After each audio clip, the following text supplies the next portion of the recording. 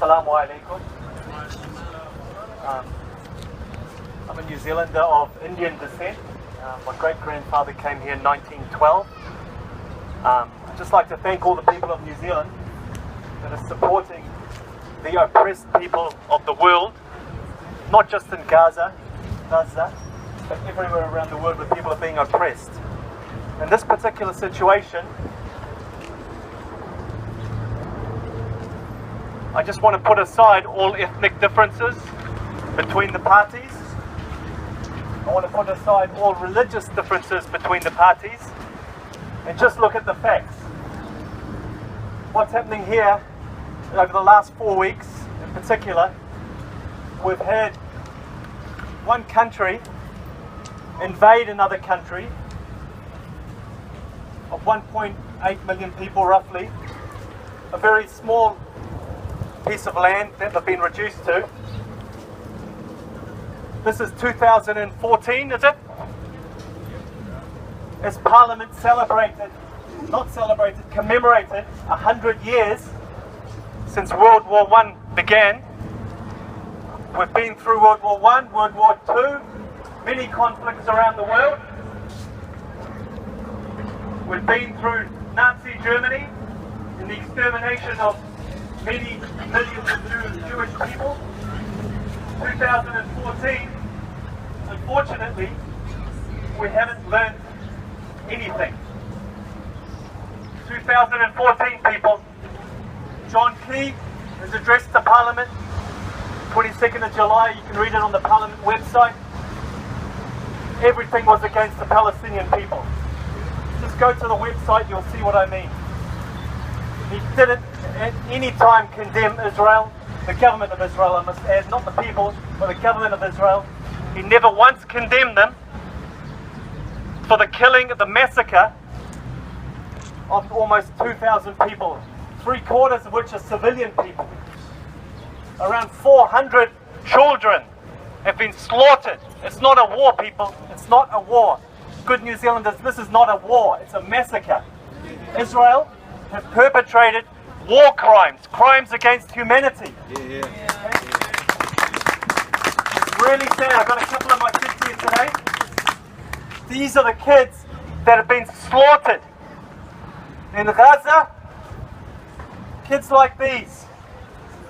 The Israeli government, the Israeli Defense Force, they don't care. They indiscriminately bomb civilian targets, UN shelters. UN shelters is one thing. They reduce full neighborhoods to rubble. Maybe 2,000 killed. What about the injured, the maimed, the blind? The people that will have to live with these injuries forever. Who is going to help these people? The good people of New Zealand, the good people of the world that are protesting in support of the oppressed people. It's great to see. But what about our leaders? What about the leaders of the world? Respect to countries like the Maldives, Bolivia, Brazil, Ireland, these countries that support the oppressed people. New Zealand, it has been a good country to live in. Where are we now, Mr. Key? The New Zealand government, blood is on your hands. Shame on you. We are all responsible for what is happening in Gaza. We can do something.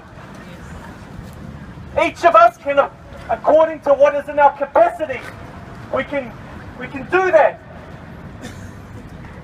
Our leaders have a responsibility to the people of this country to act justly to the people of the world. We are citizens of the world. We may be thousands of kilometers away, but we're also responsible for what is happening in Gaza. I call on John Key and the New Zealand government to have some courage. Stop being puppets of the US and other oppressors around the world. Forget the ethnic differences, as I mentioned. Forget the religious differences. Look at the facts. Look at what is happening. Lift the siege on Gaza. Lift the blockade.